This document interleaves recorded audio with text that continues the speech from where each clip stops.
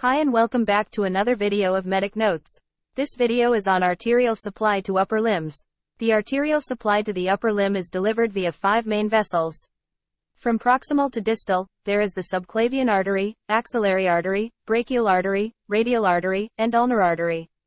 The arterial supply to the upper limb begins as the subclavian artery.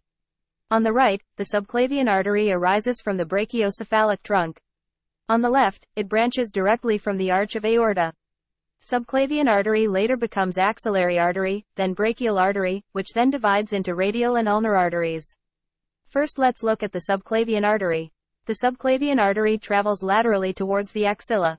It can be divided into 3 parts based on its position relative to the anterior scalene muscle. First part, origin of the subclavian artery to the medial border of the anterior scalene. Second part, posterior to the anterior scalene. Third part, lateral border of anterior scalene to the lateral border of the first rib. At the lateral border of the first rib, the subclavian artery enters the axilla, and is renamed the axillary artery. Next we look at the axillary artery. The axillary artery lies deep to the pectoralis minor and is enclosed in the axillary sheath, a fibrous layer that covers the artery and the 3 cords of the brachial plexus. Importantly, the artery can be divided into 3 parts based on its position relative to the pectoralis minor muscle. First part is proximal to pectoralis minor. Second part is posterior to pectoralis minor. And third part is distal to pectoralis minor.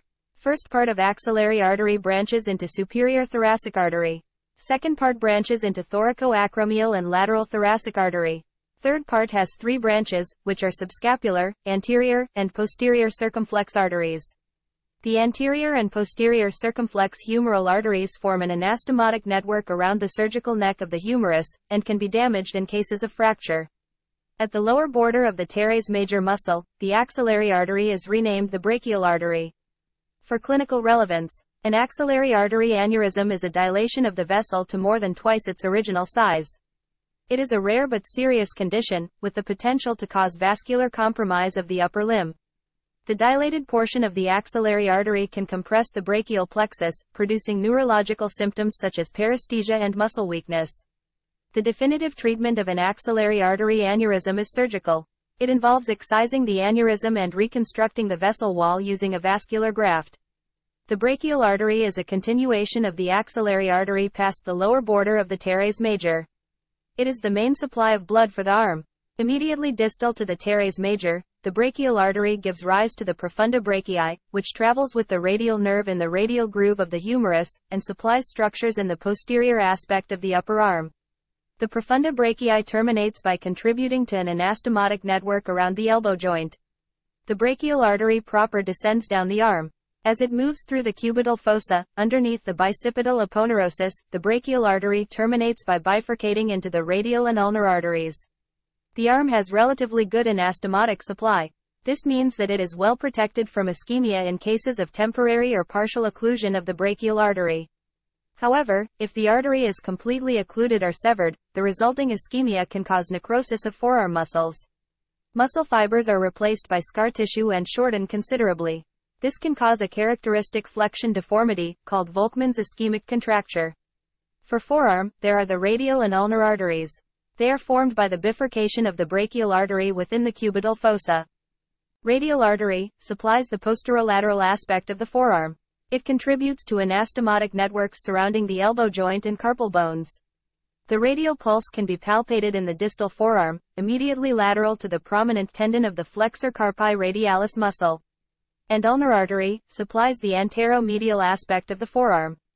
It contributes to an anastomotic network surrounding the elbow joint. Also gives rise to the anterior and posterior interosseous arteries, which supply deeper structures in the forearm. These 2 arteries anastomose in the hand by forming 2 arches, the superficial palmar arch, and the deep palmar arch. The hand has a rich arterial supply with many anastomoses between vessels. This allows the hand to be perfused even when under high resistance to flow. Arterial supply to the hand begins with the ulnar and radial arteries. The ulnar artery enters the hand anteriorly to the flexor retinaculum, and laterally to the ulnar nerve. It gives rise to the deep palmar branch, and continues laterally across the palm as the superficial palmar arch. The radial artery enters the hand dorsally, crossing the floor of the anatomical snuff box. It then turns medially and travels between the heads of the adductor pollicis muscle. The radial artery supplies a branch to the thumb, the index finger and to the superficial palmar arch. It then continues as the deep palmar arch. That's all for this video. Thank you.